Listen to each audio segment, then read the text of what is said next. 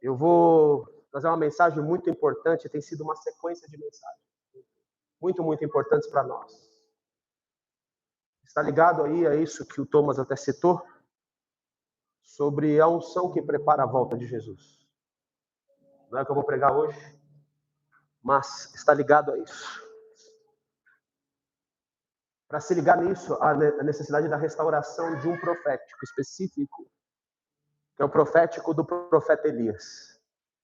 João Batista foi usado na unção desse profeta Elias, e quando os discípulos perguntam, após o Monte da Transfiguração, por que dizem que é necessário que Elias venha primeiro?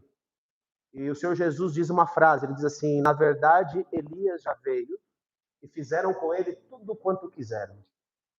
Mas, na verdade, Elias virá, e quando ele vier, restaurará todas as coisas. Glória a Deus.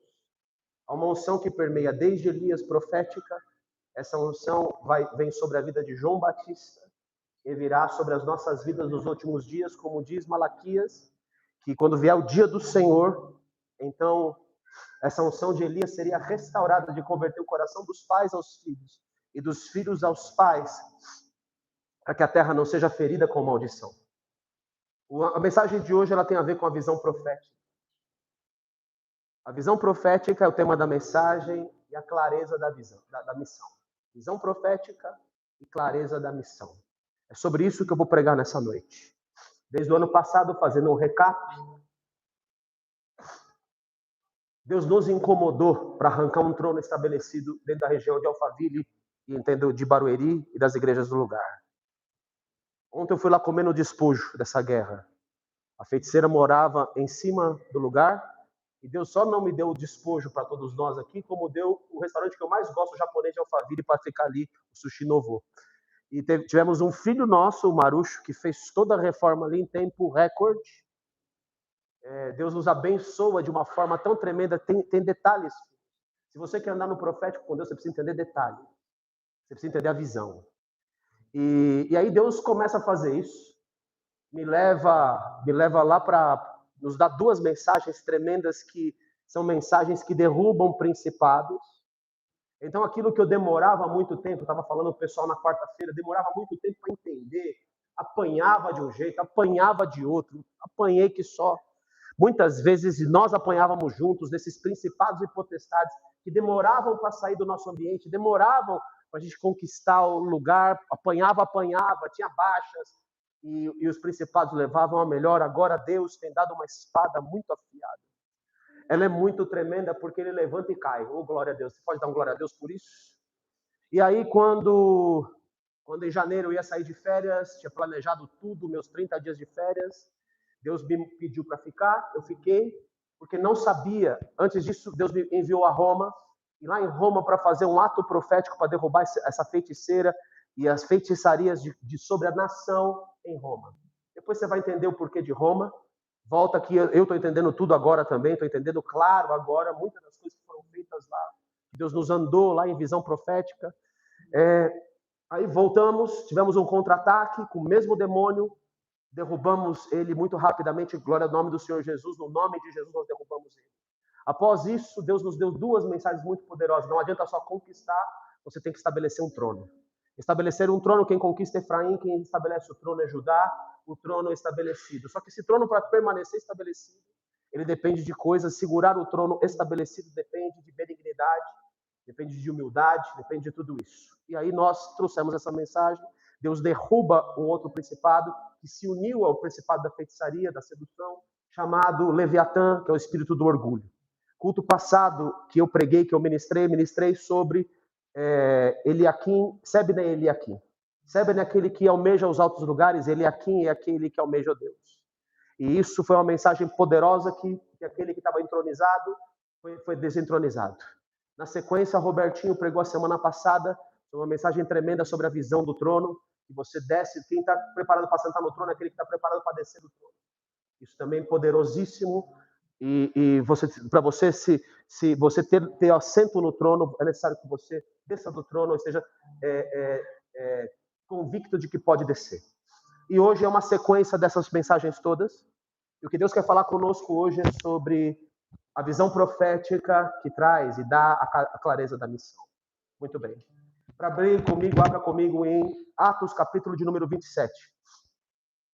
Atos 27.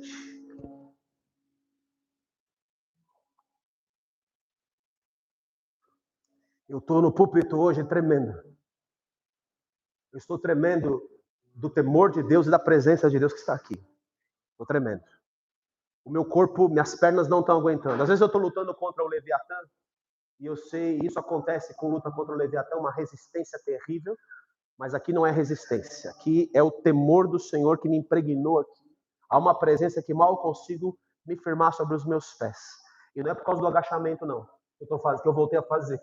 É porque o negócio está denso aqui, tá bom? É por aquilo que Deus quer trazer hoje. O Gustavo teve uma visão de um diamante que vinha em meio redemoinho. E esse diamante que veio em meio redemoinho, você vai entender agora, tá bom? Atos capítulo 27, versículo de número 9. Paulo saiu de Jerusalém com uma missão. E a missão de Paulo era adentrar num lugar específico, que era Roma. Deus falou da mesma maneira que você testemunhou de mim. Vamos abrir, vai do 23, volta uns capítulos aqui, segura o dedo aí. Capítulo 23, no versículo de número 11. Quando Paulo está lá sendo confrontado pelo Sinédrio. Enquanto Paulo está sendo confrontado pelo Sinédrio, ele fala, Deus te ferirá, parede branqueada, que era o sumo sacerdote. Porque o sumo sacerdote mandou dar um tapa na boca de Paulo e Deus manda falar que vai ferir. Paulo fala que Deus vai ferir ele. Aí os caras falam, você injurias o sumo sacerdote? Ele fala, eu não sabia que era o sumo sacerdote, porque está escrito, não falarás mal de uma autoridade do seu povo. Então Paulo conheceu muito bem o que é respeito a uma autoridade, por isso ele tinha autoridade. E aí ele bota lá os fariseus contra os saduceus, quando ele traz o tema da ressurreição, com sabedoria do alto para se livrar das garras deles. No versículo 11, o Senhor visita Paulo, e no versículo 11 ele diz assim, na noite seguinte, o Senhor, pondo-se ao lado dele, disse, coragem, pois o modo por que deste testemunho a meu respeito em Jerusalém, assim importa que também o faças em Roma. Você pode dar uma glória a Deus aqui? Deus dá uma visão para Paulo? Deus revelou algo para ele, específico a ele. Deus revelou, não foi? Não revelou? E ele sabia de algo que ninguém mais sabia ao volta dele. Paulo tinha uma visão e tinha uma missão estabelecida, então ele é preso em Jerusalém. E então Paulo é preso e Paulo está sendo levado a Roma. Querem levar Paulo da prisão. Paulo fala que não quer ser livre da prisão. Ofereça dinheiro que eu te livro da prisão. Paulo não quis que acontecesse dessa forma. E ele vai rumo à sua missão, porque a visão de Paulo estava bem definida. No capítulo 27, ele está embarcando e ele vai dizer uma frase para os homens que estão levando ele em rumo a Roma. No versículo 9 ele diz, depois de muito tempo, tendo se tornado a navegação perigosa e já passado o dia do jejum, admoestavam-os Paulo, dizendo-lhes, senhores, vejo que a viagem vai ser trabalhosa, com dano e muito prejuízo, não só da carga e do navio, mas também da nossa vida. No primeiro momento, a carga, o navio e a vida estavam sendo abalados. Duas coisas abaladas. A viagem trabalhosa, com dano e muito prejuízo, não só da carga do navio, perdas de tudo que foi construído, além do que, perda da própria vida de todos eles, incluindo a vida de Paulo. Nesse momento, há uma sentença de morte sobre Paulo, sobre toda a embarcação, sobre os romanos, sobre todo mundo que adentrou naquele navio, porque Paulo admoestava eles, não vamos sair desse lugar, porque a viagem que nós estamos será trabalhosa. Mas o centurião dava mais crédito ao piloto, o centurião, chefe de 100 soldados, dava mais crédito ao piloto e ao mestre do navio do que ao que Paulo dizia. Ou seja, o centurião estava confiando na visão do piloto e não na visão de Paulo, que disse, pelo profético de Deus, que o navio seria abalado. No versículo de número 20, diz que o negócio ficou intenso, vem um furacão, e vem chamado Eurocalião, e não aparecendo, havia já alguns dias nem o sol, nem você imagina a tempestade que estava, caindo sobre nós, grande tempestade, dissipou-se, afinal, toda esperança de salvamento. Havendo todos estado muito tempo sem comer, Paulo, se pondo em pé no meio deles, disse, senhores, na verdade era preciso terem me atendido e não partir de Creta para evitar este dano e perda. Dano e perda está acontecendo por falta da visão profética. Dano e perda está acontecendo porque crede nos seus profetas e prosperareis. Paulo dá uma visão para o piloto do navio, para todos que estão indo, e eles não entendem a visão de Paulo. E então Paulo está falando assim, olha, deveria ter me atendido profeticamente, porque eu disse que ia acontecer isso. Mas como vocês perderam a visão do que eu disse, agora não tem mais jeito. Porque os nossos erros diante do profético de Deus, queridos, eles trazem consequências para a missão. Trazem consequências para nós, trazem perdas muitas vezes para nós, quando nós não entendemos o que Deus está por fazer. Mas já agora vos aconselho bom ânimo, porque nenhuma vida se perderá de entre vós, mas somente o navio inteiro vai se perder. Às vezes é um navio, meio de transporte na Bíblia pode significar ministérios, às vezes um ministério inteiro se perde. Mas existe aqueles que têm visão e missão dentro do navio. E por causa desses que têm visão e missão dentro do navio, Deus muda todas as circunstâncias. A sentença era de morte sobre todos eles. Mas acontece que tinha um homem de visão e que tinha uma missão secreta dentro do coração dele. Porque essa mesma noite, um anjo de Deus, a quem eu sou e a quem eu sirvo, esteve comigo dizendo, Paulo, não temas, é preciso que compareças perante César. E eis que Deus, por sua graça, te deu todos quantos navegam contigo. Dá glória a Deus aqui nessa casa. Por causa de um homem que tem visão e tem uma missão definida dentro do navio e tem uma missão secreta dentro dele, está estabelecido algo secreto de Deus dentro dele. Por causa desse homem, Deus manda um anjo e salva todo o navio. Deus pode salvar uma igreja, uma cidade, uma nação, por causa de um homem que tem visão e tem missão bem estabelecida e bem definida. Eu quero dizer para você nessa manhã, meu filho, que você precisa ter visão profética. E você precisa ter uma missão bem definida. E você não pode perder a visão, porque se você perder a visão, a sua missão vai sucumbir. Paulo tinha visão estabelecida, e por causa da visão estabelecida de Paulo, e porque estava firme na missão, então Deus vai visitar esse navio e vai salvar até quem não deveria ser salvo, por amor a Paulo, que precisa terminar a visão.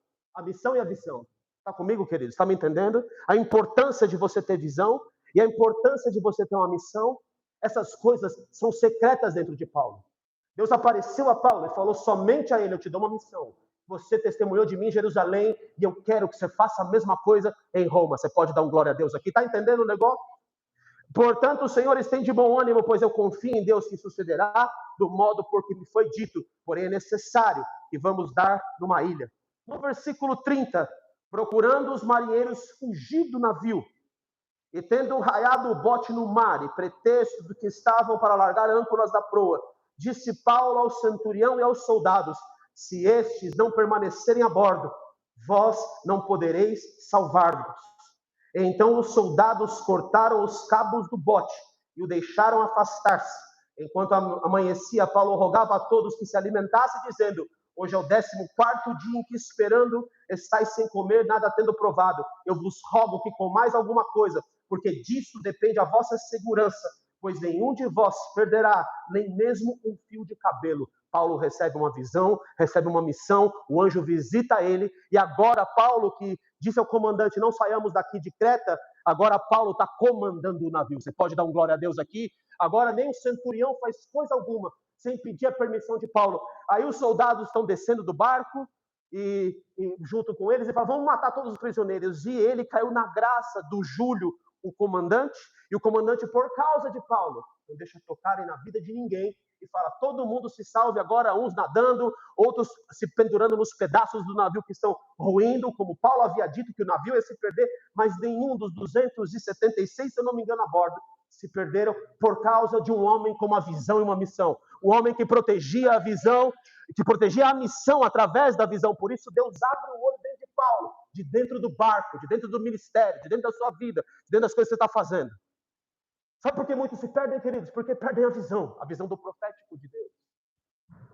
Nós não somos nada sem o profético de Deus, nós nos perdemos sem o profético de Deus. Está comigo aqui, querido? Está me entendendo? Então Paulo chega em Malta, eles chegam nessa ilhota de Malta, e versículo 4 diz, quando os foram pegar gravetos, e quando eles vão pegar gravetos, o graveto se pega na mão de Paulo, quando os bárbaros viram a víbora pendente na mão dele, disseram uns aos outros: certamente este homem é assassino, porque salvo do mar, a justiça de Deus não o deixa viver. Mas, queridos, quando você tem visão e missão, nenhuma serpente te picando, nenhuma cadeia, nenhum fogo, nem nada na sua vida pode te reter. O problema dos homens é quando eles perdem a visão. Às vezes você está até na missão certa, mas perdeu a visão. E quando você perde a visão, ou a visão se torna a sua visão, não mais a visão de Deus, você está destinado a falir. O barco vai afundar, vai perder recursos, vai perder as coisas. Porque missão sem visão está destinada ao fracasso. Mas Paulo tinha as duas coisas: a visão do profético que sustentava ele, e a missão correta de comparecer em Roma, diante de César, porque Deus disse que ele compareceria lá. É muito tremendo, querido. Por isso, quando nós anunciamos profeticamente, queridos, é muito necessário que todos nós entendamos de fato o que está acontecendo. É muito importante que nós nos apeguemos ao profético de Deus, porque o profético de Deus aponta o caminho. O profeta é destinado para apontar o caminho. Se você perde o profético, o resto está perdido na sua vida. Ou se você não tem o profético, o resto pode se perder na sua vida. Quando os bárbaros viram que a cobra picou ele, não, ele simplesmente sacudiu ela no fogo e ela morreu, ou que a adversidade veio sobre ele, então chamaram ele de um Deus, porque Paulo não morreu, porque ele tinha uma visão e uma missão. Mas o que estava dentro de Paulo, que ninguém sabia, o que estava dentro dele é o que Deus tinha aparecido para ele, e ele guardava essas coisas no seu coração, assim como guardava Maria, quando coisas eram ditas a respeito de Jesus, que ela carregava no ventre dela, e diz que Maria, ela conservava todas essas coisas que eram ditas a respeito do que ela gerava no coração dela.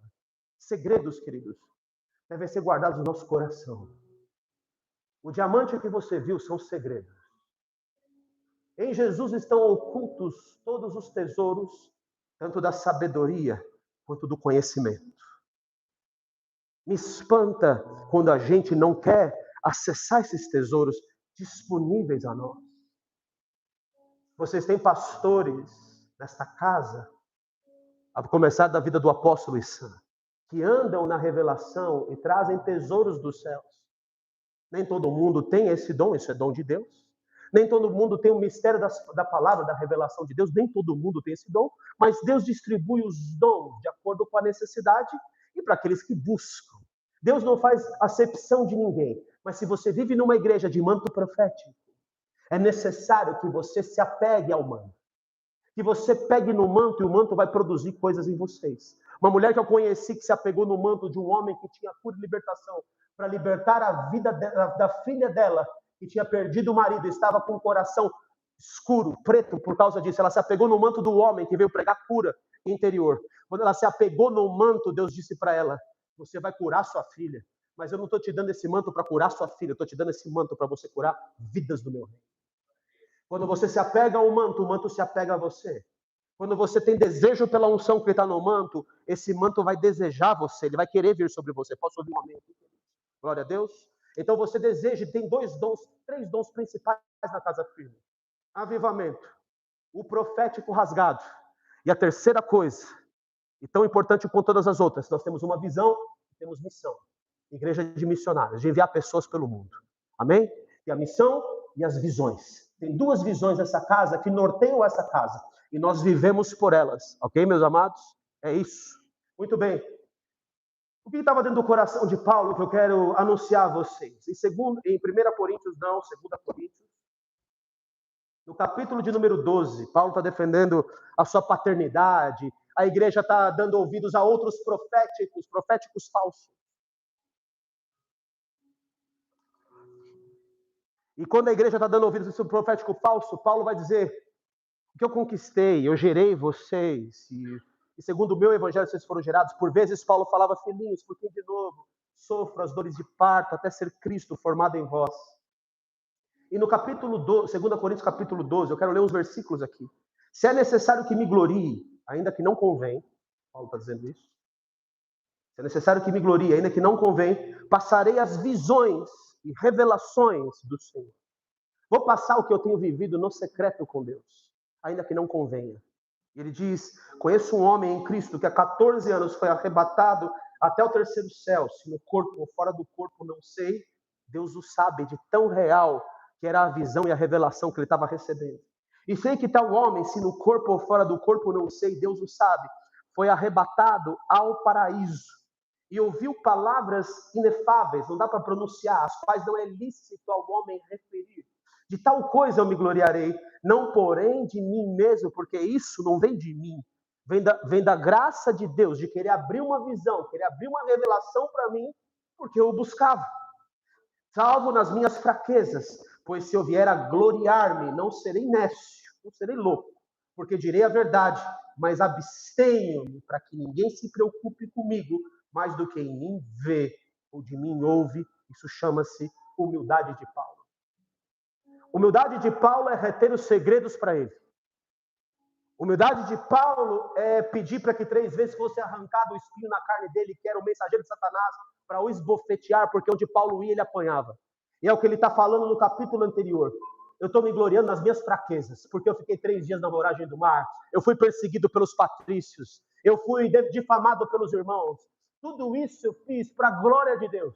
Eu sofri em jejuns e orações por vocês. É o que Paulo está dizendo. Eu gemi pela vida de vocês. Então Paulo está dizendo que a única glória que havia nele era a glória da fraqueza dele. Porque quando sou fraco, então eu sou forte. Quem ensinou isso a Paulo, querido? Quem ensinou isso ao apóstolo Paulo foi o Senhor Jesus. O Senhor Jesus quer ensinar coisas particulares e quer dizer segredos para nós. E esses segredos não precisam ser expostos ou não devem ser expostos.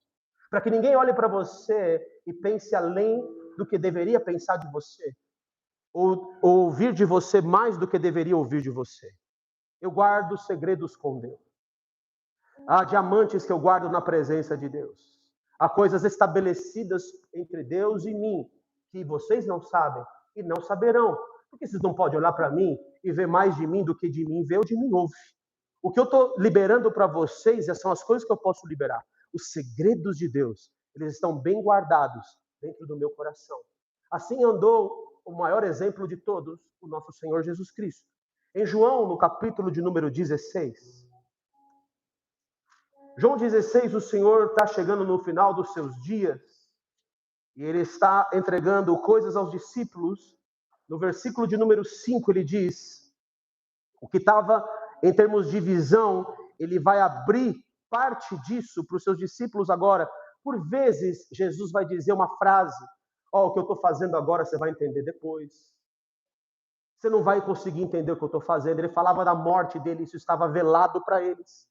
Quando ele ressuscita dos mortos, ele vai dizer às discípulas que, olha, isso é o que o anjo vai dizer, isso é o que ele disse quando eu estava entre vós, que o coração de vocês estava fechado para poder entender o que Paulo dizia. Então, o que ele está dizendo aqui? Versículo 5, eu vou para junto daquele que me enviou.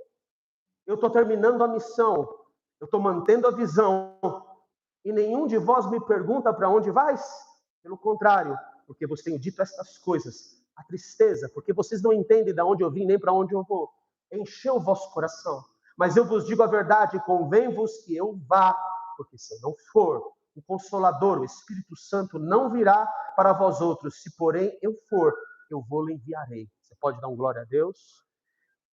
Jesus estava guardando um segredo, e esse segredo era a pessoa do Espírito Santo para dar continuidade na missão e na visão. Sabe qual é o problema nosso, queridos? É que nós, no meio do caminho, perdemos a visão e não geramos a visão naqueles que vêm depois de nós. É muito difícil você gerar um discípulo fiel à visão. É muito difícil você gerar um discípulo fiel à missão. Às vezes o discípulo é fiel à missão, mas ele não é fiel à visão. Nós não estamos aqui por causa da missão. Nós estamos aqui protegendo uma visão. Amém?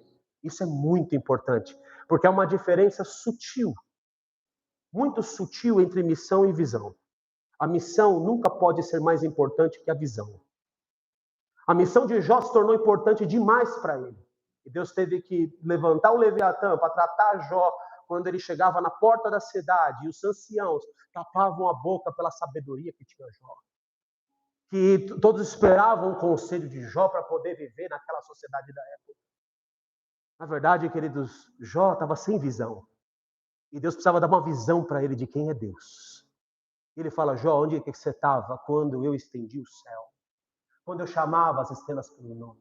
Quando eu botava limite no mar para a água não passar daqui? Em outras palavras, Jó, o que você pensa que você é? Sem mim.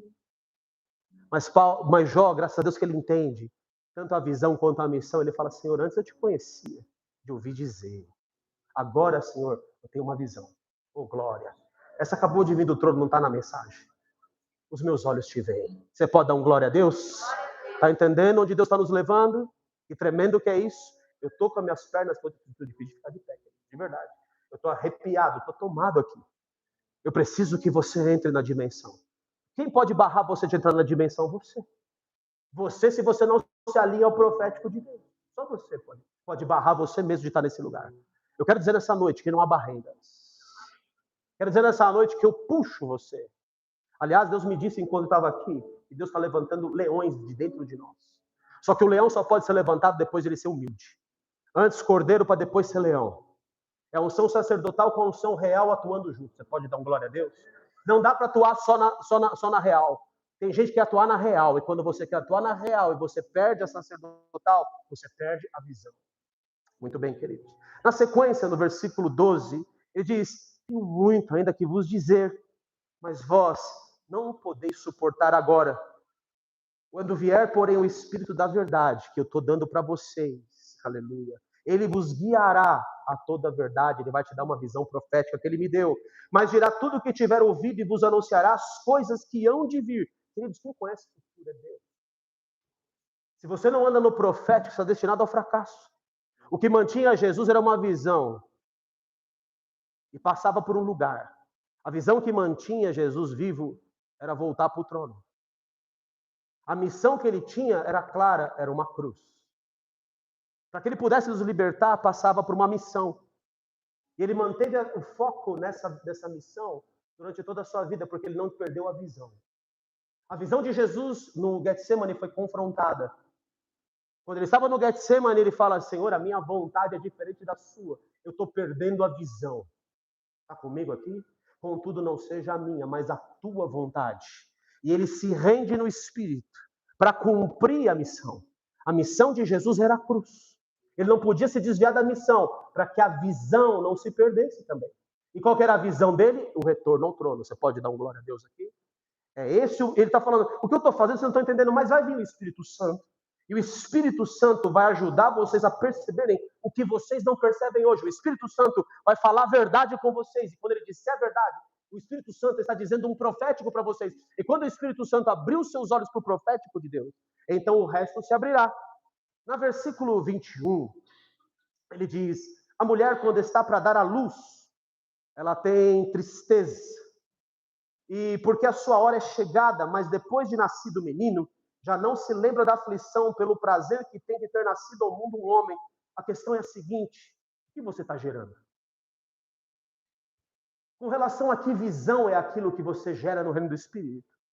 Nós geramos coisas de acordo com a nossa própria visão, de acordo com o que nós queremos. Há pessoas, por exemplo, que ela tem admiração por um outro ministério, por exemplo. E ela quer atuar naquela mesma missão do que aquela pessoa foi destinada. É muito comum, por exemplo, nos ministérios que chamam atenção, como curas e milagres, por exemplo. A pessoa não tem aquela visão e também não tem aquela missão. Mas ela quer viver aquilo, então ela se esforça e ela cria a própria visão porque ela quer aquilo, é o que não veio de Deus. Mas vem dela e às vezes ela até insiste, às vezes até Deus dá.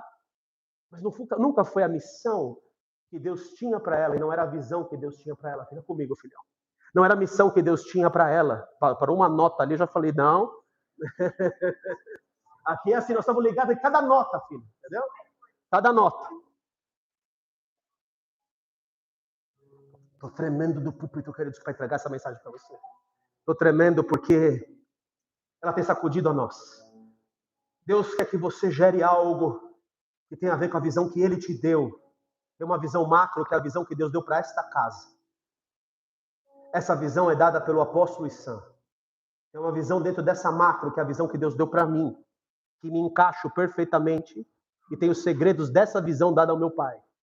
E você pode se encaixar perfeitamente aquilo que está dado ao meu pai, dado a mim, e você pode usufruir disso. Caso você queira proteger a visão. É isso. A visão independe de nós. independe de mim, ela vai se cumprir. O trono independe de mim. Você desce do trono. O trono não depende da gente. Se algum de nós falharmos, a visão permanece. Quem deu a visão foi Deus. E Deus vai levantar os seus homens para cumprir a visão e a missão dele. Posso ouvir um glória a Deus aqui? Você está entendendo, né? Moisés falhou na visão e na missão. Então Deus levantou um Josué no lugar dele. Então não se preocupe se o homem está louco ou se ele deixou de ser louco. Proteja a visão. Existe uma visão nessa casa, chama-se visão de avivamento, que compartilha com o que Deus quer fazer nos últimos dias, que compartilha com a unção de Elias, que compartilha com a volta e o retorno do Senhor Jesus. Está comigo aqui? O avivamento vem preparar a volta de Jesus. Eu preciso que você se encaixe completamente dentro da visão. E é o que Jesus está dizendo. Veja o que visão você está gerando dentro de você. O que me importa é aquilo que está dentro de você. Então, versículo 25, tenho dito por meio de figuras, vem a hora em que não falarei por meio de comparações, mas vos falarei claramente a respeito do Pai. Naquele dia pedireis em meu nome, não vos digo que rogarei ao Pai por vós, porque o próprio Pai vos ama, visto que me tens amado, está dentro da minha visão, então você vai se ligar no Pai, porque eu e o Pai somos um. Vim do Pai, entrei no mundo, todavia deixo o mundo e vou para o Pai. Ele diz para os fariseus, vocês não são meus discípulos, vocês não são filhos de Abraão, porque se vocês fossem filhos de Abraão, vocês me amariam, mas vocês me odeiam porque vocês não são filhos de Abraão. Vocês servem o pai da mentira, vocês servem o assassinato, vocês querem me matar, porque existe morte dentro de vocês, não existe vida dentro de vocês. O que vocês estão gerando, fariseus, é totalmente errado, vocês estão gerando para vocês. Vocês estão se enriquecendo à custa para vocês mesmos. Vocês estão fazendo as coisas em função de vocês. Vocês não obedecem uma visão, vocês obedecem aquilo que vocês querem, aquilo que vocês desejam. E Jesus vai falar de várias coisas, mas o que eu quero aqui no capítulo 17 são 3 versículos, 6, 7 e 8. Manifestei o teu nome aos homens, que me deste do mundo. Eram teus, tu nos confiaste, e eles têm guardado a tua palavra. O Senhor me confiou eles, porque eles guardam a visão. A palavra te dá a direção, a palavra te dá a visão. Lâmpada dos meus pés e luz do meu caminho é a tua palavra. Você pode dar um glória a Deus aqui? A palavra é a direção, é a luz que ilumina. Agora eles reconhecem que todas as coisas que me tens dado provém de ti. O barco inteiro teve que reconhecer o que Paulo tinha dito profeticamente ia se cumprir. E por isso o barco inteiro se prostra diante de Paulo, porque eu lhes tenho transmitido as palavras que me deste, e eles as receberam e verdadeiramente conheceram que saí de ti e creram que tu me enviaste. Mas no capítulo anterior ele vai dizer uma frase desses que ele está dizendo que ouviram a palavra dele. Agora vemos que, versículo 30 do capítulo 16, agora vemos que sabes todas as coisas e não precisas de que alguém te pergunte, por isso cremos que de fato vieste de Deus. Respondeu-lhe Jesus, credes agora? Eis que vem a hora, versículo 32, e já chegada em que sereis dispersos, cada um para a sua casa, e me deixareis só. Contudo, não estou só, porque o Pai está comigo. Queridos, Jesus diz uma frase muito difícil para um pastor e muito difícil para o rebanho. Vocês vão perder a visão. Vocês vão perder a visão de mim. E quando vocês perderem a visão de mim, e do que eu tenho dito, vocês vão se perder. Mas o tremendo é que ele vem resgatar. O Senhor nessa manhã está vindo resgatar a visão. Ele veio resgatar a sua identidade. Ele veio resgatar quem você é. Porque ele vai atrás do João, do Pedro, o Pedro que negou mais feio do que os outros, todos negaram. Ninguém ficou do lado dele. Todos negaram, mas ele vem restaurar o que importa para ele, porque ele falou assim, o meu Espírito Santo é que vai conduzir vocês a toda a verdade. Posso ouvir um amém aqui? Eu estou entregando o tesouro mais precioso, eu estou entregando o diamante. Eu estou entregando coisas, o que o Senhor Jesus está dizendo, para levantar vocês, não para bater vocês. Mas no meio desse caminho, às vezes a gente perde a clareza da visão e a clareza do profético. Isaías, capítulo de número 38. Lembra que eu falei de Ezequias, do rei Ezequias, na última mensagem, não foi? Vocês estão comigo aí? Fica focado, querido. Quem quer receber coisa de Deus precisa ficar focado. Amém? Não perca foco, não. Não se desligue. Quem quer viver profético precisa viver detalhes. Detalhes. Se você perder detalhes, você perde o profético. Você perde a passagem dele. Glória a Deus. 38. Ezequias tinha feito tremendo, filho. Ezequias tinha derrubado os postes ídolos. Ezequias tinha derrubado os ídolos. Ezequias tinha derrubado um lugar alto. Deixa eu fazer uma pausa para te explicar o que está acontecendo aqui. Olha só. A Bíblia condena 3 coisas. Dos 39 reis que eu falei na quarta-feira, 39 reis, 19 de Judá e 20 de Israel. 20 das tribos do norte e 19 das tribos do sul. De 40 reis, somente 5 deles removeram tanto os ídolos quanto o poste-ídolo. Somente 2 dos 39 removeram também os altos. Pastor, e daí? E daí eu vou te explicar. Qual que é a importância disso? Teve um homem lá chamado Jeroboão. Quando Deus divide as tribos, 2 ao norte, 2 ao sul e 10 ao norte, quando ele divide isso, acontece algo com eles. Jeroboão, que assume o norte, fala assim: se o povo for adorar em Jerusalém, eu vou perder as 10 tribos que Deus me deu. Então eu vou gerar uma visão nova. Então Jeroboão gera uma visão nova para o povo. Qual é a visão de Jeroboão para o povo? A visão de Jeroboão é: eu vou estabelecer um outro lugar de culto. Eu vou fazer um culto em Betel e vou fazer um culto em Dan. Eu vou botar um bezerro de ouro em Betel, que simboliza Baal, e vou botar um bezerro de ouro em Dan. E vou colocar esses demônios nos lugares altos, nas montanhas, onde o povo de Canaã, os cananeus, estavam acostumados a adorar os seus deuses.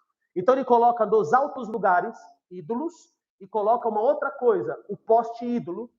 Ele coloca Baal e coloca o poste-ídolo, que é Azira.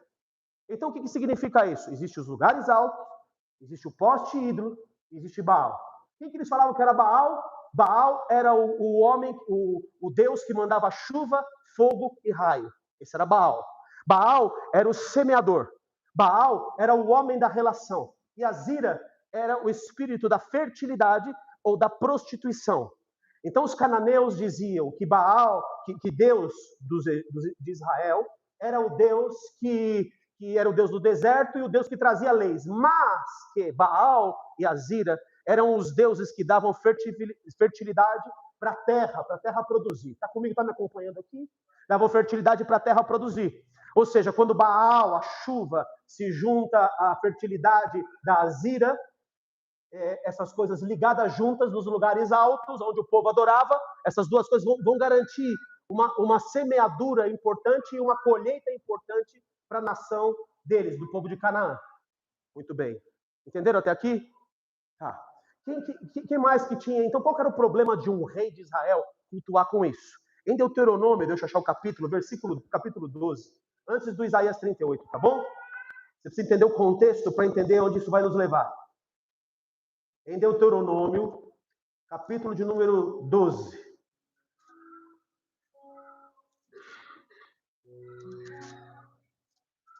Versículo de número 3. Instrui a Moisés. Deixa eu pegar o 2. Destruireis por completo todos os lugares onde as nações que ides desapossar serviram aos seus deuses, também chamado lugares altos. Sobre as altas montanhas, por isso são lugares altos. Sobre os outeiros e debaixo de toda árvore frondosa. Azira era o espírito da árvore frondosa. Então eles adoravam nessas árvores, por isso que ele dizia a Israel se prostituiu debaixo de toda árvore frondosa, como se prostituíam os reis daquele lugar. Nesse templo haviam os prostitutos e as prostitutas cultuais. Quem eram os prostitutos e as prostitutas cultuais? Eles entendiam que para chamar a atenção de Baal e chamar a atenção de Azira, eles tinham que se prostituir no altar. Você já entendeu, né? Não preciso ter criança na casa. Eles tinham que se prostituir no altar. Se prostituíam ali para chamar a atenção de Baal e de Azira, nos lugares altos, como faziam os cananeus. Então, qual era o medo dos reis? Bom, não eram só os cananeus que subiam nos altos lugares para adorar. Quem subia nos altos lugares para adorar a Baal e Azira? O povo de Israel. E o povo de Israel cometia uma coisa chamada sincretismo religioso. É bom a gente adorar a Deus, mas deixa aqui um altarzinho para Azira, quem sabe ela nos abençoa nossa colheita. Lembra o seguinte, eles viviam de agricultura, queridos. Então, uma colheita era tudo que eles buscavam. Está comigo? Está me entendendo? Eles queriam a colheita. Então, peraí, Deus vai dar, mas olha, será que Baal também não vai dar um pouquinho aqui? Faz uma fezinha com Baal ali, faz uma fezinha com Azira ali. Assim somos nós dentro da igreja, queridos. Às vezes nós adoramos a Deus, mas fazemos uma fezinha aqui, outra ali. Então, por que o rei de Israel, não destruía esses altares? E não destruía os altos lugares? Por que eles faziam isso? E não faziam? Por um motivo. Politicamente ele estava exposto. Politicamente o povo ia rejeitá-lo, porque o povo gostava de fazer uma fezinha. Está comigo aqui, queridos? Então, só teve 2 reis. Então, o que tinha lá? Tinha uma árvore frondosa que simbolizava Azira. Tinha um altar de pedras que simbolizava Baal. Esse altar de pedras é o que você conhece hoje por obelisco. Ele é um membro fálico para simbolizar Baal, que vai fecundar Azira. Está comigo? E isso era colocado nos lugares altos, onde estava o controle e o domínio dos lugares. Então, o que eles queriam que dominasse os lugares? Baal e Azira, nesses lugares altos. Então, às vezes, os reis, eles derrubavam os ídolos. Só 5 deles, de 40 reis, vamos arredondar, só 5 deles, 10% mais ou menos, só 5 deles, derrubaram os altares e os postes ídolos. Só 2 deles, Ezequias e Josias, só 2, derrubaram os altos lugares.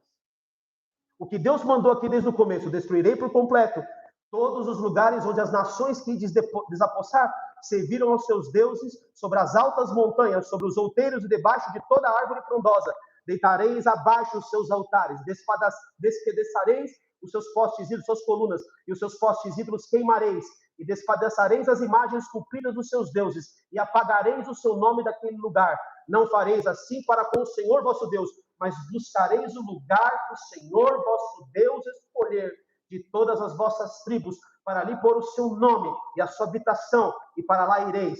A esse lugar farei chegar os vossos holocaustos, os vossos sacrifícios, os vossos dízimos, as ofertas das vossas mãos, e as ofertas votivas, e as ofertas voluntárias, e os primogênitos das vossas vacas e das vossas ovelhas. É isso que você vai sacrificar ao seu Deus, vai derrubar os altos lugares, vai derrubar Baal, vai derrubar os postes ídolos. A maior parte dos reis derrubaram Baal, mas não derrubaram Azira. Mantinham as árvores frondosas, mantinham o lugar da adoração, para que o rei não fosse rejeitado. Motivo 2, as mulheres que corromperam Salomão, lembra de Salomão, o rei Salomão? Por que as mulheres corromperam ele? Porque elas levaram os seus ídolos para lá, os postes ídolos. E por que os reis não derrubavam os postes ídolos, Milcom, o Amaleque, ou os templos lá de Moloque? Por que os reis, como Acabe, por exemplo, e como Salomão, que ainda levanta o templo para esses demônios, por que eles não derrubaram? Porque Salomão usa toda a sabedoria, tudo aquilo que vinha do alto de Deus para ele. Salomão usa aquilo que Deus estabeleceu e não deu a nenhum outro homem sabedoria como a dele. Ao invés de buscar Deus para afiar essa sabedoria, ele buscou fazer paz com os reis desses povos, através de conquistar as mulheres, as princesas. E o que as princesas levavam para lá? As princesas levavam os seus ídolos, os seus postes ídolos. Então, se ele rompe com o poste ídolo, ele está rompendo com aquele rei com o qual ele tinha paz, porque ele usou a sabedoria dele para criar paz com os outros povos, sendo que o nome dele era profético, chamava-se Shalomão. Shalom, em hebraico, é paz. E então Deus falou para ele, você vai estabelecer a minha paz, porque o filho de Davi sentaria no seu trono para estabelecer a paz. Mas Deus nunca disse isso a respeito de Salomão, ele disse isso a respeito de Cristo. Está comigo aqui na viagem bíblica aqui? Está entendendo o que eu estou dizendo para você? Os reis não tinham compromisso de destruir os altos lugares. Por isso Deus vai chamar um homem, Ezequias, como o maior dos reis. Que antes dele não houve, depois dele haveria. Porque Ezequias foi um dos únicos que removeu os altos lugares. Depois dele vai vir um filho dele, que eu vou entrar daqui a pouco, que é Josias. Filho do filho dele, que é Josias. Mas o que Deus está nos mostrando aqui, querido? Ele está nos mostrando que existem ídolos, muitas vezes, no meu coração e no seu, que nós mesmos precisamos derrubar por causa da visão, por causa da missão. Quando esse homem, que é Ezequias, fez tudo certo, buscou o profeta, ele busca o profético na vida de Isaías, depois ele mesmo começa a buscar a Deus, mas ele busca o profético destrói o espírito do orgulho de Senaqueribe, porque é o profético que traz a palavra que destrói principados e potestades. Mas, no final da sua vida, em Isaías, no capítulo de Isaías, esse profeta a quem ele recorreu antes, é esse profeta que trouxe o profético vivo para ele, para destruir principados e potestades, como era Senaqueribe. No capítulo 38 acontece algo. Naqueles dias, Ezequias adoeceu de uma enfermidade mortal. Veio ter com ele o profeta, esse aqui de naipe, esse aqui que eu falei no culto passado, que era Isaías. O Isaías que teve a visão do trono quando caiu ao orgulho e à soberba de Uzias. Filho de Amós, ele disse, assim diz o Senhor, põe em ordem a tua casa, porque morrerás e não viverás. O profético anunciado para Ezequias foi um profético de morte. Se Ezequias não morresse aqui, o melhor rei de Israel, sem dúvida alguma, e que não teria errado, seria esse rei aqui chamado Ezequias. Ele não quis obedecer o profético. Ele usou o crédito que ele tinha com Deus de forma errada. Ele usou o crédito com Deus em seu próprio benefício, aquilo que ele queria. Ele esqueceu de buscar a Deus. Se chega um profeta aqui chamado Isaías, ele fala assim, ó, acabou para você, vai morrer. Aí você fala assim, não, o profeta falou para mim, falou da carne dele, eu não vou morrer não. Ou ele acreditou até que no profeta disse, e vai buscar a Deus com relação a esse profeta. Mas ele não vai buscar a Deus, Senhor, é a sua hora para a minha vida. Chegou a minha hora de partir daqui. O Senhor não tem mais nada comigo, eu terminei minha missão. Da visão que o Senhor me deu, de destruir os lugares altos, de destruir o poste hidro, de destruir Baal e Azira, a minha visão, a minha missão acabou aqui? Ele não pergunta isso para Deus. Olha o que acontece. Então virou Ezequias o rosto para a parede e orou ao Senhor e disse, lembra-te, Senhor, peço-te de que andei diante de ti com fidelidade, usando crédito, com inteireza de coração, e fiz o que era reto aos teus olhos, e chorou muitíssimo. Está usando todo o crédito do que ele estabeleceu para Deus, na missão que Deus deu para ele, na visão que Deus deu para ele, eu quero usar ao meu favor. Então veio a palavra do Senhor Isaías dizendo, vai e diz a Ezequias, assim diz o Senhor, o Deus de Davi, teu pai, ouvi a tua oração e vi as tuas lágrimas, acrescentei, pois, aos teus dias 15 anos. Deus acrescenta um tempo que Deus não queria acrescentar. E ele estava gerando algo dentro dele que era para ele mesmo. Lembra que eu falei que o importante é o que nós estamos gerando? Que visão nós estamos gerando? Ezequias, o rei Ezequias, esse tremendo rei, estava gerando para ele o que ele queria gerar. O que era do seu coração. Aquilo que ele queria para si mesmo. Eu quero a prolongação dos dias. Eu quero viver mais dias nessa terra. Não era a vontade de Deus. Isaías foi lá para encerrar o curso dele, falando, eu vou te recolher em glória. Eu vou recolher o Pelé em glória. Eu vou recolher o fulano, o Michael Jordan em glória. Vou recolher você no ápice, no auge, naquilo que você construiu para mim. Você manteve a visão, você manteve a missão. Eu vou te recolher, mas ele fala, não, Senhor. Eu vou usar meu crédito contigo. E essa é o pior problema do que acontece com esse rei. Porque em 2 Crônicas, no capítulo de número 33, esse homem, isso aqui eu aprendi com o Robertinho, e falou, pastor, você já reparou que Ezequias viveu mais 15 anos? Quando Ezequias veio dos 15 anos, essa parte eu sabia que era o quê? Ele vive esses 15 anos, e nesses 15 anos, ele faz o pior, ele mostra os seus tesouros, os segredos, está comigo aqui? Mostrou os segredos para o rei da Babilônia, para o diabo. Quando ele mostra os segredos dele, Isaías fala, o que você fez? Você mostrou os seus tesouros, os seus segredos para o inferno? Então vai acontecer o seguinte, ó.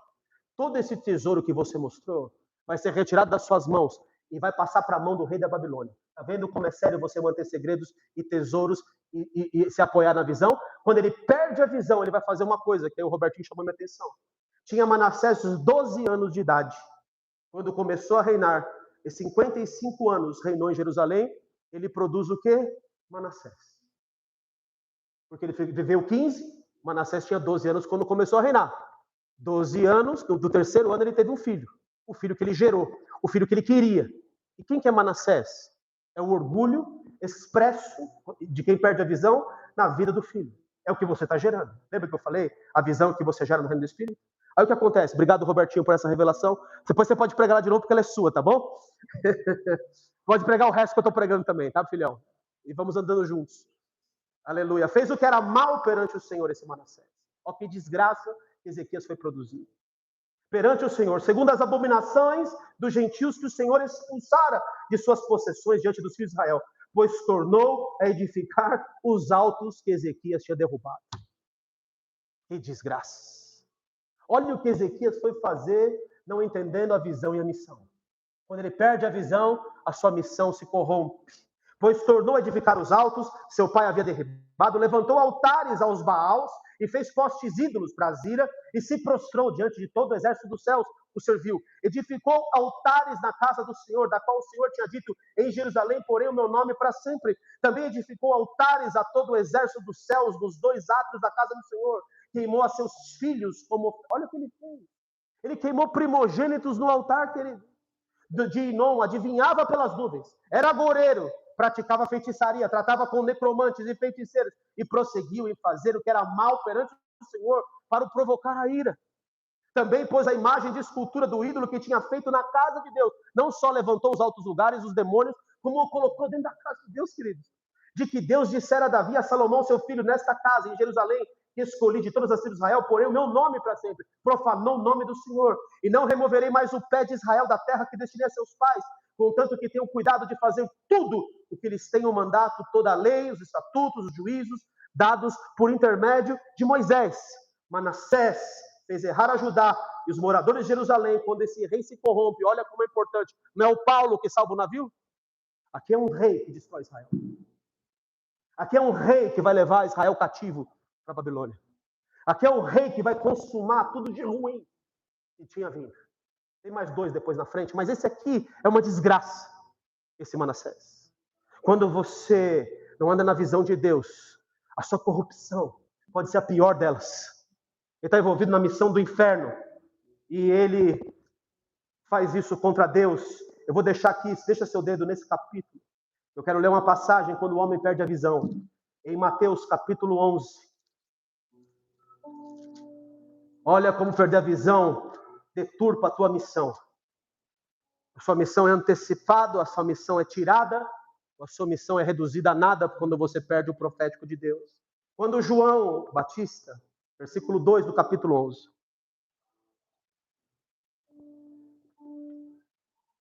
Quando João ouviu do cárcere falar das obras de Cristo, mandou por seus discípulos perguntar-lhe: és tu aquele que estava para vir? Ou havemos de esperar outro?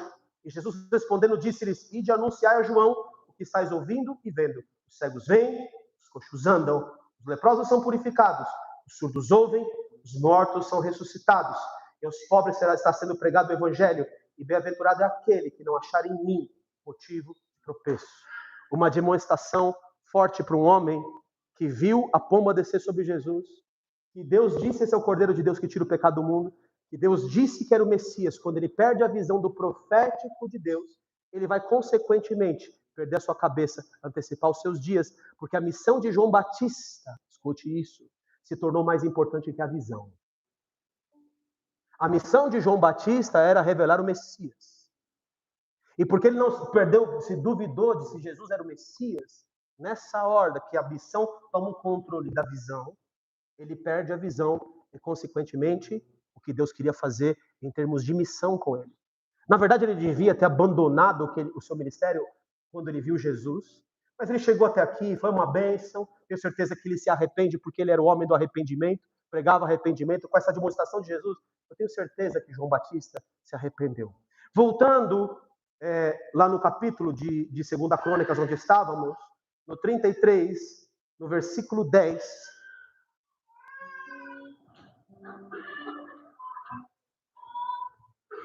versículo 10 diz assim: esse Manassés que eu estava falando, que fez todas essas abominações, que reconstruiu os altos lugares, os altares, eu quero dizer com a vida de Manassés que há esperança para nós. Hoje é o dia de restaurar a visão e missão. Hoje é o dia de você se reconectar à missão de Deus, à visão de Deus. Porque se você perder a visão, você pode fazer o que você quiser para Deus, que a missão vai ser perdida junto. Tanto a visão quanto a missão. Olha o que ele diz: falou o Senhor a Manassés e ao seu povo. Falou quem? Deus. Porém não lhe deram ouvido. Pelo que o Senhor trouxe sobre eles os príncipes do exército do rei da Síria, os quais prenderam Manassés com ganchos, amarraram-no com cadeias e o levaram à Babilônia. Ele, angustiado, suplicou deveras ao Senhor, seu Deus, e muito se humilhou perante Deus e seus pais, fez-lhe oração, e Deus se tornou favorável, mesmo um rei corrupto deles. Quando ele restaura, se humilha diante de Deus, e fala: Senhor, me dá a tua visão. Então Deus se mostrou favorável para com ele, atendeu-lhe a súplica e o fez voltar para o lugar da onde ele nunca deveria ter saído, para Jerusalém, ao seu reino. Então reconheceu Manassés que o Senhor era Deus. Você pode dar um aleluia aqui? Nós não podemos ter outros deuses diante de nós. Depois disso edificou o muro de fora da cidade, e ao ocidente de Gion, no vale, a entrada da porta do peixe. E aí, versículo 15: tirou da casa do Senhor os deuses estranhos e o ídolo, como também todos os altares que edificara no monte da casa do Senhor em Jerusalém, e os lançou fora da cidade, destruiu o que ele tinha reconstruído do inferno. Restaurou o altar do Senhor, sacrificou sobre ele as ofertas pacíficas e de ações de graças, e ordenou a Judá que servisse ao Senhor, Deus de Israel. Versículo 19: a sua oração e como Deus se tornou favorável para com ele, está escrito no livro dos reis. No capítulo 34 vai entrar um rei, que é o filho do Manassés, neto de Ezequias. O nome desse rei é Josias.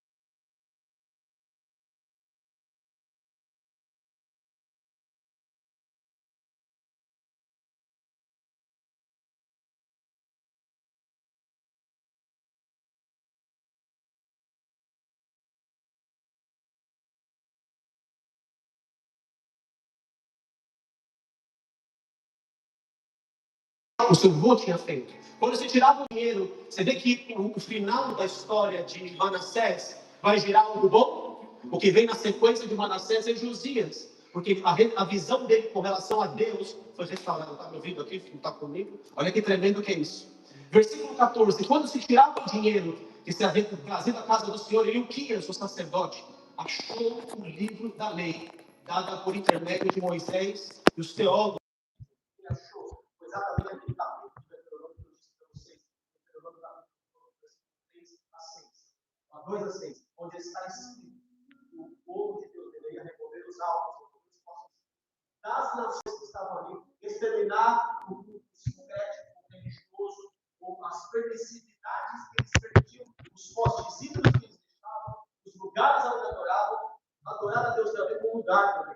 Senhor, mas os adoradores adorarão o Pai, Espírito e verdade, aqui, ali, acolá. Jesus diz isso, mas a adoração é onde está destinado o altar. É onde está destinada a visão. Está comigo aqui? Então, existe um local de adoração. Versículo 19 desse mesmo capítulo, ele vai consultar o profeta. Tendo reouvido as palavras da lei, que ele tinha que destruir os altos lugares que tinham construído, ele rasgou as suas vestes. No capítulo 22, no versículo 22, então Ilquias e os enviados pelo rei foram ver com a profetisa Uda. Ele foi buscar a visão do profeta.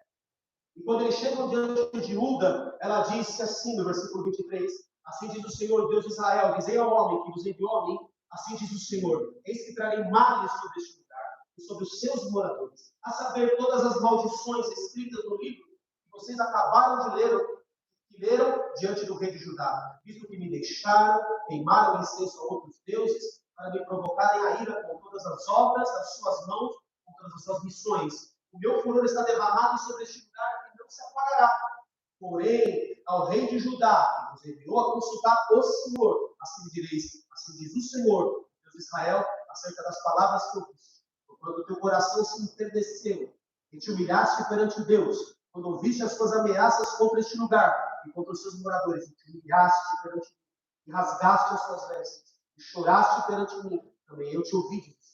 Pelo que te reunirei a teus pais, e tu serás recolhido em paz à tua sepultura. Os teus olhos não verão a consequência de estabelecer demônios, vossos ídolos, aos deuses do inferno. No capítulo de número 2, ainda, 2 Crônicas 34, versículo 33. Josias tirou as abominações de todas as terras que eram filhos de Israel, todos quanto acharam Israel, os obrigou a que servissem ao Senhor seu Deus, enquanto ele viveu. Não se desviaram de seguir o Senhor, Deus de seus pais. Pode dar um aleluia. Josias trouxe um culto real a Deus, e eles não se desviaram, não perderam a visão, enquanto Josias estava vivo. Todavia, queridos, às vezes você não gera o que você tem que gerar. Então, no versículo 20, estava indo bem Josias. Estava indo tão bem quanto Ezequias. mas é outro que vai perder a visão. Olha o que acontece. Dos 2 maiores reis de Israel, esse vai perder a visão. Depois de tudo isso, havendo Josias já restaurado o templo, subiu Neco, rei do Egito, para guerrear contra Carqueme junto ao Eufrates. E Josias vai se envolver na batalha. E Josias vai dizer: quem que é esse Neco aí? Eu vou para cima dele. E Neco está falando: mas eu estou vindo da parte. Porém, Josias não tornou atrás quando Neco disse que ele estava vindo pelo mandato do Senhor, o rei do Egito. Eu não vim guerrear com você, o Josias, eu vim guerrear com outro rei, mas você está se interpondo. Não se interponha, porque Deus me mandou fazer isso. Josias se interpõe, ele é ferido à distância por uma flecha, porque ele quis gerar a sua própria visão. E isso vai trazer derrocada, vai vir filho ruim na sequência, e na sequência Joaquim, na sequência outros reis que vão ser levados para o cativeiro da Babilônia, porque o rei perdeu a visão. Se tem uma coisa, queridos, que eu admiro do meu pai, o apóstolo Santo, ele não abre mão da visão. Não abre mão da visão. E eu, junto com ele, não abro mão da visão. E você, junto comigo, não deveria abrir mão da visão. Amém, querido? É isso que eu estou falando para você. Os homens passam, mas a visão continua. O profético de Deus há de se cumprir em todas as nossas vidas. Em Lucas, capítulo... Estou chegando no final da mensagem, fica comigo aí. Em Lucas, capítulo 13, abre comigo lá. Deus vai falar de uma nação. Uma nação que vivia da lei, uma nação que vivia para Deus, uma nação que, infelizmente, manteve na sua casa os frutos errados, mesmo quando o profeta, não um profeta, quando o profeta veio visitar. Quando o profeta Jesus veio visitar esse povo, no capítulo de Lucas 13, a partir do versículo 6, diz: então Jesus proferiu a seguinte parábola: como certo homem tinha uma figueira plantada na sua vinha, e vindo procurar fruto nela, não achou. Presta atenção nessa linguagem metafórica de Jesus. Israel é simbolizado pela figueira, a lei é simbolizada pela figueira. O povo passou a viver da lei, mas não tinha visão. Então, quando o povo passa a viver da lei e não a visão, eles vão plantar essa figueira dentro de uma vinha. Quem é a vinha? Deus vai dar uma vinha, vai arrendar um lagar para que o povo cuidasse dessa vinha. Mas é estranho, porque no meio de uma vinha que produz vinho, Jesus diz: eu sou a videira verdadeira, vós sois o ramo. Que fruto que Deus quer que a gente produza? Os frutos da vinha. Mas tinha uma figueira lá dentro desse lugar de vinha. A figueira estava no lugar errado, e essa figueira simbolizava a nação de Israel. Então Jesus diz: olha, tem uma figueira plantada na vinha, vindo procurar fruto na figueira, embora estivesse dentro da vinha, ela não tinha fruto, não achou fruto na figueira. Pelo que disse ao viticultor, há 3 anos, quanto tempo foi o ministério de Cristo? 3 anos. Há 3 anos eu venho procurar fruto nessa figueira e não acho. Podes cortá-la, para que está ela ainda ocupando inutilmente a terra. Eu quero exterminar uma nação que não produz os devidos frutos para mim. Eu quero exterminar com um povo que não dá os frutos de amor que eu espero. Eu quero exterminar com um povo que perde a visão e que levanta a própria visão. E ele diz: por que ela está ocupando inutilmente a terra? Ele, porém, respondeu: Senhor, deixa ainda este ano até que eu escave ao redor dela. Foi estrume. Jesus, por 3 anos, pregou um profético em Israel. Israel, infelizmente, não quis ouvir. Não atendeu a visão. Visão de quem? De Jesus. Que difícil, filho. Um povo inteiro não se adequa à visão do rei. Que triste. Se vier a dar fruto, bem está. É Deus Pai falando com o filho. Se não, mandarás cortá-la. E então, indo para Mateus, capítulo 21, vou encerrar a mensagem nesse capítulo. Mateus, capítulo 21, versículo 5. Jesus vai entrar em Jerusalém, na terra dele. Ele diz assim: disse a filha de Sião: eis aí te vem o teu rei, humilde, montado em jumento, um jumentinho, cria de animal de carga. O rei dos reis entra humilde. E aí diz no versículo 8: a maior parte da multidão estendendo as suas vestes pelo caminho, e outros cortaram ramos de árvores, espalhando-os pela estrada. E as multidões, tanto os que precediam como os que seguiam, clamavam: Hosana ao filho de Davi, Hosana ao Messias. Bendito o título de Davi, filho de Davi, é o título do Messias. Bendito que vem em nome do Senhor, hosana nas maiores alturas. Versículo 11, e as multidões clamavam, esse é o profeta Jesus, de Nazaré, da Galileia. Toda a multidão que está clamando Jesus como Messias, é a multidão que vai falar lá na frente, crucifica. Por quê? Porque era um povo que não tinha visão. Não tinha visão. Perderam a visão. Versículo 12. Então, tendo Jesus entrado no templo, o templo é um monumento de pedras, posso ouvir um amém aqui? Só que aquele templo não era o templo de Deus mais. Ele diz, expulsou todos que ali vendiam e compravam, também derrubou as mesas dos cambistas e as cadeiras dos que vendiam pombas, e disse-lhes, está escrito, a minha casa será chamada casa de oração, vós, porém, a transformais em covil de salteadores. E ele diz lá na frente, não vai ficar aqui pedra sobre pedra, que não seja derribada. Jesus está condenando o templo erigido a Baal, a sua própria visão, aquilo que o povo de Israel queria, o Deus que eles queriam obedecer, que era eles mesmos, a visão que eles tinham de Deus, a visão que eles queriam levantar não era nunca a visão de Deus, porque eles se corromperam e transformaram aquele lugar, o Baal deles era o Mamon. Eles transformaram aquele lugar em lugar de ganhar dinheiro, transformaram aquele lugar em prostituição, se prostituíram no templo. Esses eram os saduceus, que eu já preguei para você no último Zelote. No versículo 18, ele destruiu o Baal, agora ele vai destruir a árvore frondosa. Note isso. Cedo de manhã, ao voltar para a cidade, teve fome. Vendo uma figueira à beira do caminho, aproximou-se dela, e não tendo achado senão folhas, disse-lhes, nunca mais nasça fruto de ti. Eu estou condenando a árvore que estava no meio da vinha, mas nunca produziu fruto. Eu estou condenando a Azira. Primeiro Jesus condena Baal, agora ele condena a Azira, e ele condena o local da adoração dele. Quando ele diz, não aqui, em Jerusalém, mas aquele que me adorar em espírito e verdade. Você pode dar uma glória a Deus aqui. Está entendendo o que Jesus está fazendo aqui? Tremendo que forte que é? Muito forte. E então ele vai dizer aqui no versículo, vamos questionar, de onde vem sua autoridade? Ele fala, minha autoridade, de onde veio o batismo de João? A minha autoridade, em outras palavras, ela vem da humildade. Ela vem de obedecer à visão. Deus me disse que tinha homens que vieram antes de mim, e eu vou obedecer esses homens.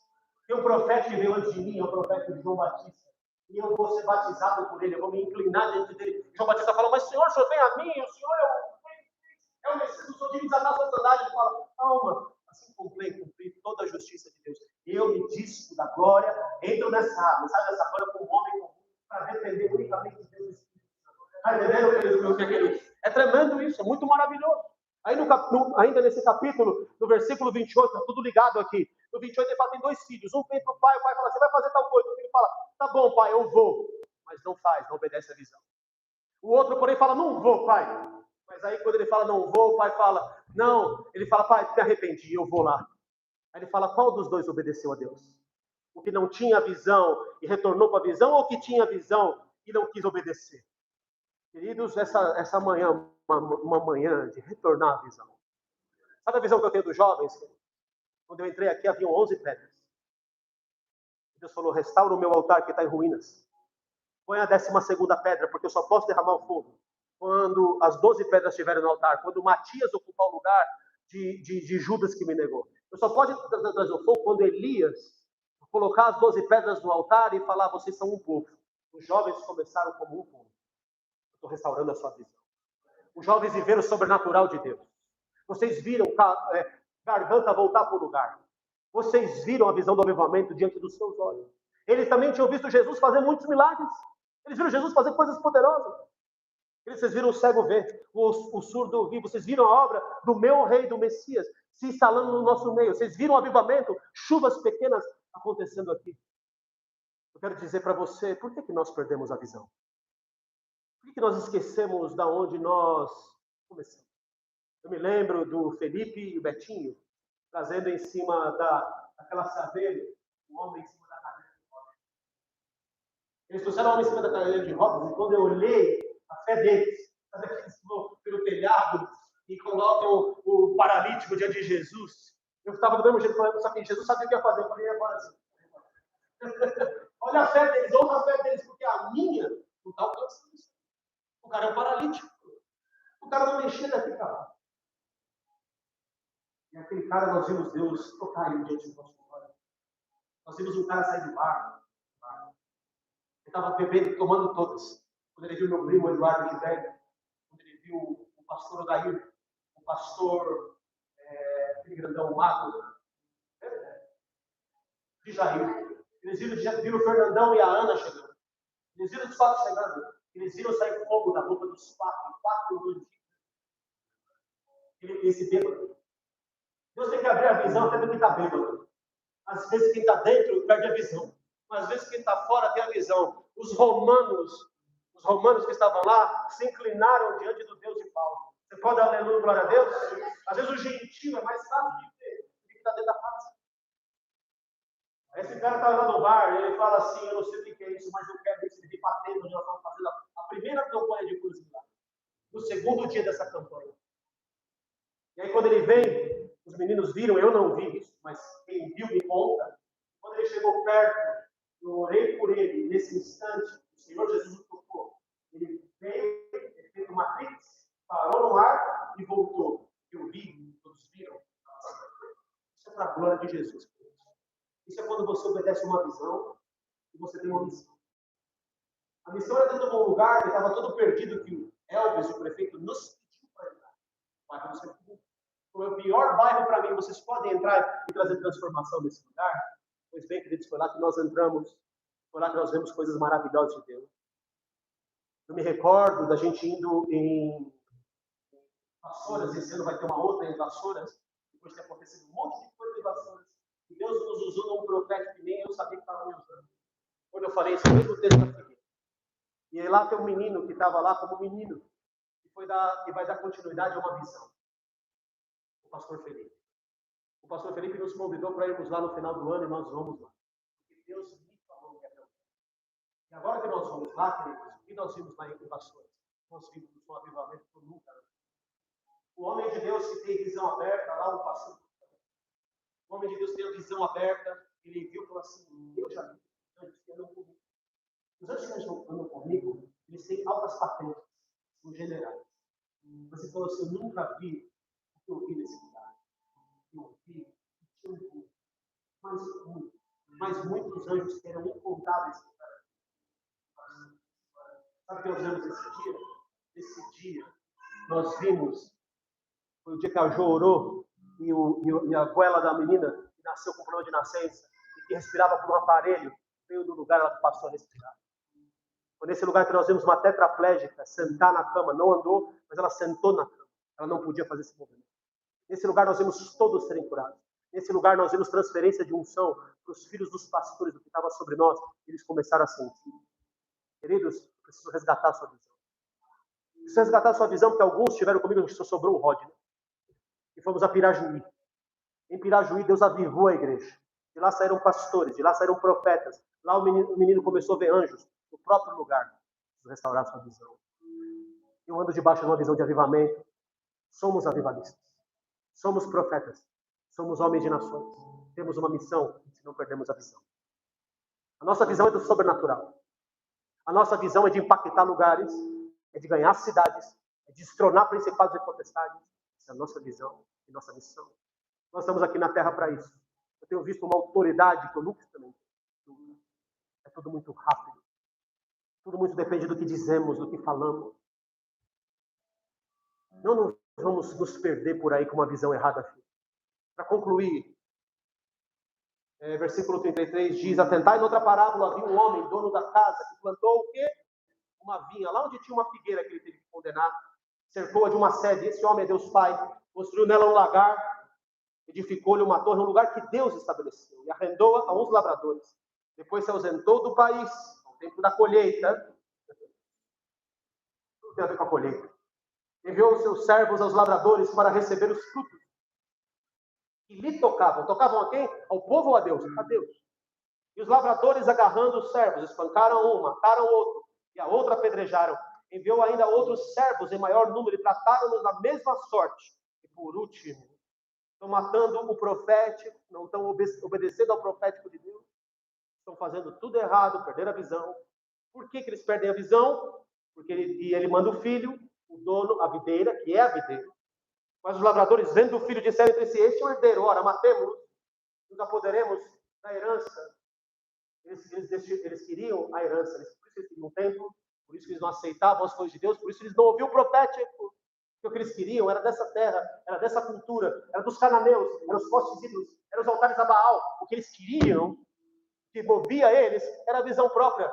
Eles queriam, vamos apropriar da herança, mas os lavradores, vendo o filho apropriar da herança, e agarrando, lançaram fora da vinha, o mataram. Só que esse era justamente o propósito do filho. Oh, aleluia. Quando, pois, vieram o senhor da vinha, Deus Pai, que fará aqueles lavradores? Respondeu-lhe, fará perecer horrivelmente a esses malvados, e arrendará a vinha a outros lavradores que lhe remetam fruto nos seus devidos tempos. Você é o lavrador dessa vinha. Você é o homem que sustenta o profético.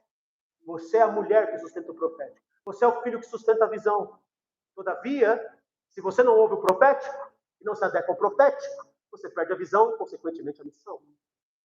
Portanto, vos digo que o reino de Deus lhe será tirado 43 e será entregue a um povo que lhe produz os respectivos frutos. Mas antes eles falaram, a pedra que os construtores rejeitaram, Jesus, se tornou a principal pedra, a pedra angular. Sobre essa pedra ficará aquele sobre quem ela cair, ficará reduzido ao pó. Os principais sacerdotes e os fariseus, ouvindo, a religiosidade é terrível. O que você quer no seu coração é terrível. Ouvindo essas parábolas, entenderam que era a respeito deles que Jesus falava. Mas não queriam receber. Imagina, queridos, cai de bruços aqui. Chora nos pés do Senhor. Faça como Manassés. Deus perdoou Manassés, querido. Com a visão errada. Será que ele não é poderoso para perdoar a gente também? E conquanto buscassem prendê-lo, temeram a multidão, porque essas consideravam como profeta que de fato ele era. A mensagem dessa manhã é muito tremenda e muito poderosa. É uma mensagem de restaurar nossa visão. O Senhor não está aqui para restaurar nossa missão, Ele está aqui para restaurar nossa visão. E a visão que Deus nos deu para essa casa, para o Ministério do Jovem, é uma visão de avivamento profético, em forma de missões do mundo. Nossa missão. Mas a nossa função, a nossa visão é de levar poder para você. Caminhar sem o poder é a mesma coisa que não ser efetivo. É reinar bom que numa aldeia, reinar bom que numa nação. Na verdade, num continente. Todo o continente africano. Deus entregou na mão de um homem. Deus quer entregar na sua mão. Só que você precisa estar alinhado à visão. O que eu tenho gerado são esses tipos. Isso que eu tenho gerado no meu reino. E os que se adequarem a essa visão, eles viverão o insoldável de Deus. Viverão o avivamento dos últimos dias. Viverão. Eu não vejo a hora de soltar o meu livro para vocês. E quando eu soltar o livro, eu vou fazer sessões desse livro com vocês, porque tem a ver com a visão dos últimos dias. Por isso, nessa noite, eu quero, enquanto nós louvamos, que você curva a sua cabeça. Que você escute a visão de Deus. Que você se prostre diante da visão de Deus. Se há alguma coisa dentro de você que está fazendo você ficar fora da visão, essa manhã é a hora de você submeter a sua visão a Deus. Em nome de Jesus, vamos adorar. Não deixe nada tirar você da visão. Não deixe uma mágoa. Não deixe uma diferença de convicção. Se Deus plantou você nesse lugar, é isso que você está para viver neste lugar.